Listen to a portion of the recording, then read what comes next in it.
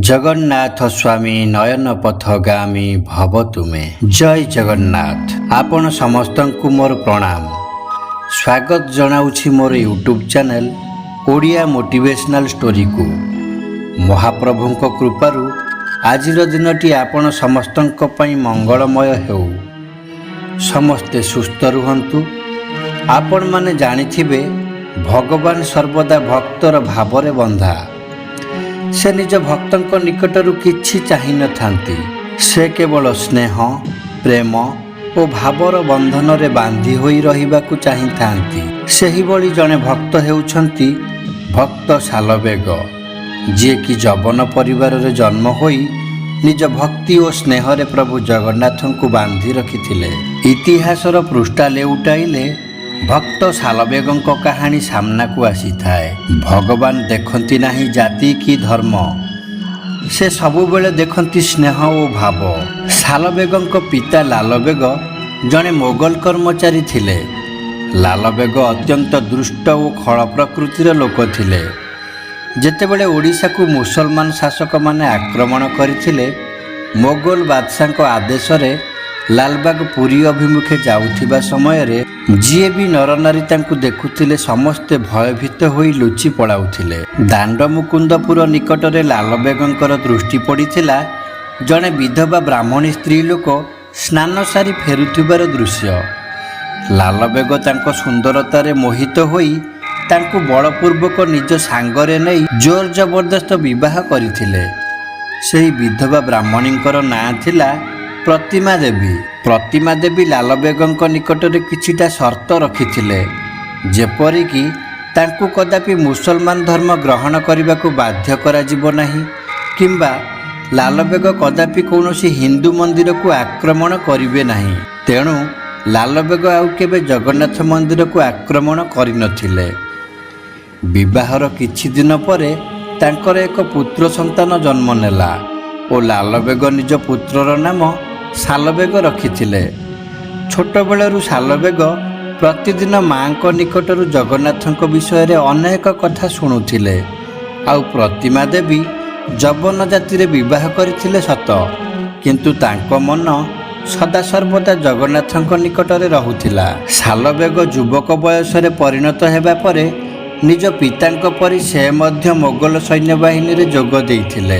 थरे राज्य जय आशारे से मध्य युद्ध करने को बाहरी गले।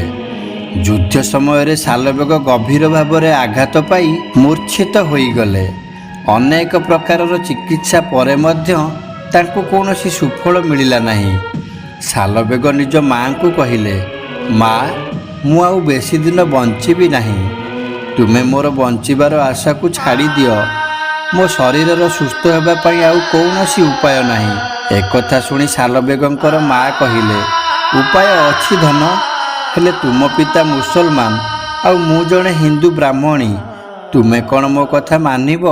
सालबेग निज माँ को ठारू एक कथा शुणी द्वंद्वरे पड़गले।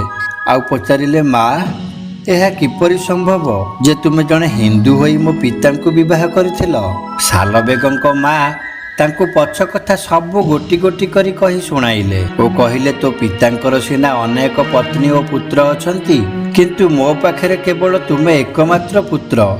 जदि तुमे जीवित न रहिबो तेबे मोर एई संसार रे बंचिबार कौनसी आवश्यक नहीं। सालबेग निज माँ को कहिले, माँ तुम कथा मो पई सर्वदा पालन योग्य, तुमे जहा कहिबो मु ताहा अक्षर अक्षर पालन करिबी। एसबु शुणी सालबेगंकर माँ कहिले, तुमे सेई जगतर नाथ प्रभु श्री जगन्नाथ को अंतर भितरे हृदयरु भजन कर, तुमे देखिबो आजिठु ठीक 12 दिन मध्यरे संपूर्ण रूपे सुस्थ होइजिबो।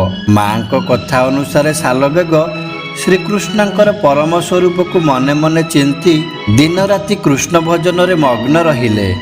प्रभु श्रीकृष्णंकर वृंदावन लीला कथा भाबी भाबी से विमोहित होई पड़ुथिले। एपरी 12 दिन पूरिबाकू समय आसीगला। सालबेग निज माँ को कहिले, माँ 12 दिन पूरिबाकू बसिलानी, ଅଥଚ ମୋ ଶରୀରରେ କୌଣସି ପ୍ରକାରର ଉନ୍ନତି ଦେଖାଯାଉନି। ମା କହିଲେ, ପ୍ରଭୁଙ୍କର ମହିମା ଏମିତି, କେଉଁ ମୁହୂର୍ତ୍ତରେ କ'ଣ ଯେ ହୋଇବ ତାହା ଜାଣିବା କଷ୍ଟସାଧ୍ୟ। ତୁମେ ବିଶ୍ୱାସ ରଖ, ପ୍ରଭୁ ନିଶ୍ଚୟ ତୁମ ପ୍ରାର୍ଥନା ଶୁଣିବେ। ସାଲବେଗ ପ୍ରଭୁଙ୍କୁ ଚିନ୍ତା କରି ବିଷାଦ ମନରେ ଶୋଇପଡ଼ିଲେ। ସ୍ୱପ୍ନରେ ଦେଖିଲେ ଯେ ପ୍ରଭୁ ବାଳମୁକୁନ୍ଦ ରୂପରେ ଆସି ତାଙ୍କ ପାଖରେ ବସିଛନ୍ତି ଓ ମୁଠାଏ ବିଭୂତି ଦେଇ ନିଜ ଶରୀରର ସବୁ ସ୍ଥାନରେ ବୋଳି ଦେବା ପାଇଁ କହୁଛନ୍ତି। ସ୍ୱପ୍ନରୁ ଉଠି ସାଲବେଗ ନିଜ ଶରୀରକୁ ଦେଖି ଅତ୍ୟନ୍ତ ଆଶ୍ଚର୍ଯ୍ୟ ହୋଇଗଲେ। ତାଙ୍କ ଶରୀରରେ କୌଣସି ବି ଘା ନଥିଲା, କେବଳ କିଛି ଚିହ୍ନ ରହିଥିଲା। ତାଙ୍କ ପଲଙ୍କ ପାଖରେ କିଛି ବିଭୂତି ପଡ଼ିଥିବାର ମଧ୍ୟ ସେ ଦେଖିପାରିଲେ। ସେ ପରମ ଆନନ୍ଦରେ ବିଭୋର ହୋଇ କୃଷ୍ଣ ନାମ ଗାଇବାକୁ ଲାଗିଲେ ଏବଂ ସଂସାରର ସୁଖକୁ ତ୍ୟାଗ କରି ସନ୍ନ୍ୟାସ ହେବାକୁ ନିର୍ଣ୍ଣୟ କଲେ। ଭକ୍ତ ସାଲବେଗ ପୁରୀରେ ଦାରୁବ୍ରହ୍ମଙ୍କ ଦର୍ଶନ କରିବାକୁ ଯିବା ସମୟରେ ସେ ଅଣହିନ୍ଦୁ ହୋଇଥିବା ହେତୁ ତାଙ୍କୁ ପ୍ରବେଶ ନିଷେଧ କହି ବାହୁଡ଼ାଇ ଦେଇଥିଲେ। ତେଣୁ ଭକ୍ତ ସାଲବେଗ ବୃନ୍ଦାବନ ଧାମରେ କିଛି ଦିନ ନିର୍ବାହ କରିବାକୁ ସ୍ଥିର କରିଲେ। କିନ୍ତୁ ପ୍ରତିବର୍ଷ ଠିକ୍ ରଥଯାତ୍ରା ସମୟରେ ସାଲବେଗ ଆସି ମହାପ୍ରଭୁଙ୍କୁ ନିଶ୍ଚିନ୍ତ ରୂପେ ଦର୍ଶନ କରୁଥିଲେ। ବଡ଼ଦାଣ୍ଡରେ ଗୋଟିଏ କୁଡ଼ିଆ କରି ସେ ସେଇଠାରେ ରହି ପ୍ରଭୁଙ୍କୁ ଦର୍ଶନ କରୁଥିଲେ। ଭକ୍ତ ସାଲବେଗ ପ୍ରଭୁ ଜଗନ୍ନାଥଙ୍କର ଅନେକ ଭଜନ ଓ ଜଣାଣ ରଚନା କରିଥିଲେ।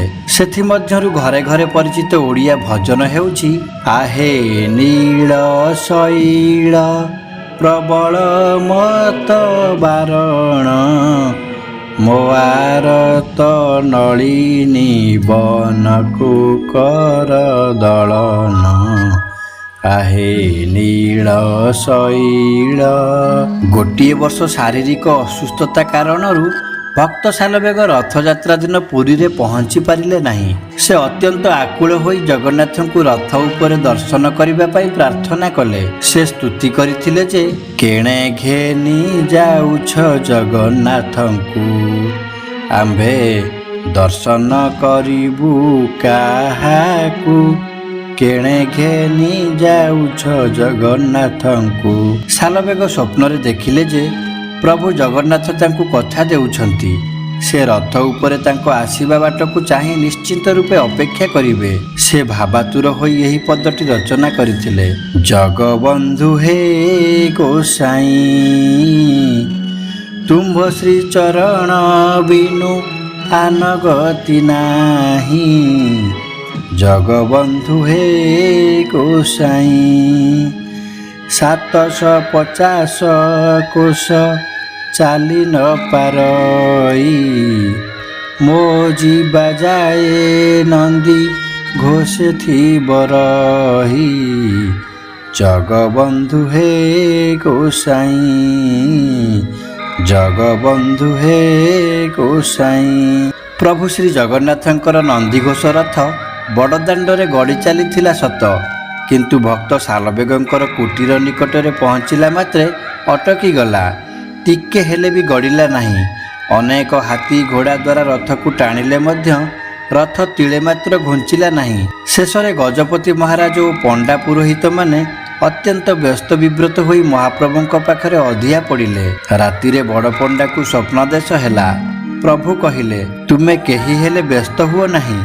ମୁଁ ମୋର ପ୍ରିୟ ଭକ୍ତକୁ ଦେଇଥିବା କଥା ଅନୁସାରେ ତାକୁ ଏଇଠି ଅପେକ୍ଷା କରି ରହିଛି। ସେ ଆସିଲା ପରେ ଯାଇ ମୋ ରଥ ଗଡ଼ିବ। 7 ଦିନ ଧରି ରଥ ଉପରେ ହିଁ ପ୍ରଭୁଙ୍କର ନୀତିକାନ୍ତି କରାଯାଇଥିଲା। ଶେଷରେ ଭକ୍ତ ସାଲବେଗ ପୁରୀରେ ପହଞ୍ଚିଲା ପରେ ମହାପ୍ରଭୁଙ୍କୁ ଦର୍ଶନ କରିସାରିବା ପରେ ଯାଇ ରଥ ଗଡ଼ିଲା ଓ ଗୁଣ୍ଡିଚା ମନ୍ଦିରରେ ପହଞ୍ଚିଲା। ଭଗବାନ ସଦାସର୍ବଦା ଭକ୍ତର ଅଧୀନ। ଆଜି ମଧ୍ୟ ପ୍ରତି ରଥଯାତ୍ରାରେ ଭକ୍ତ ସାଲବେଗଙ୍କର ସମାଧି ପାଖରେ 3 ରଥ କିଛି ସମୟ ପାଇଁ ରୁହନ୍ତି, ଯାହା ସମଗ୍ର ସଂସାରକୁ ଏହି ବାର୍ତ୍ତା ଦିଏ ଯେ ମହାପ୍ରଭୁ ଶ୍ରୀ ଜଗନ୍ନାଥଙ୍କ ପାଖରେ ମଣିଷର ଜାତି, ଗୋତ୍ର, ସମ୍ପ୍ରଦାୟ, ଜନ୍ମ, କର୍ମ ଏସବୁର କୌଣସି ଅର୍ଥ ନାହିଁ। ସେ ତ ଭାବଗ୍ରାହୀ, ଭାବର ଠାକୁର। ଭକ୍ତର ପବିତ୍ର ମନରେ କରାଯାଇଥିବା ଭକ୍ତି ପାଇଁ ସେ ଜଗତର ନାଥ ହୋଇ ମଧ୍ୟ ସବୁ ତ୍ୟାଗ କରି ଭକ୍ତ ପାଖକୁ ଚାଲି ଆସନ୍ତି। ଯଦି ଆପଣଙ୍କୁ ଏହି ଭିଡ଼ିଓଟି ଭଲ ଲାଗିଥିବ ନିଶ୍ଚିତ ରୂପେ ଲାଇକ୍, ସେୟାର ଓ ସବସ୍କ୍ରାଇବ୍ କରିବାକୁ ଅନୁରୋଧ ରହିଲା। ଆଉ କମେଣ୍ଟ ବକ୍ସକୁ ଯାଇ ନିଜର ସୁଚିନ୍ତିତ ମତାମତଟିଏ ଦିଅନ୍ତୁ। ଆଜି ପାଇଁ ରହିଲି, ନମସ୍କାର। ଜୟ ଜଗନ୍ନାଥ।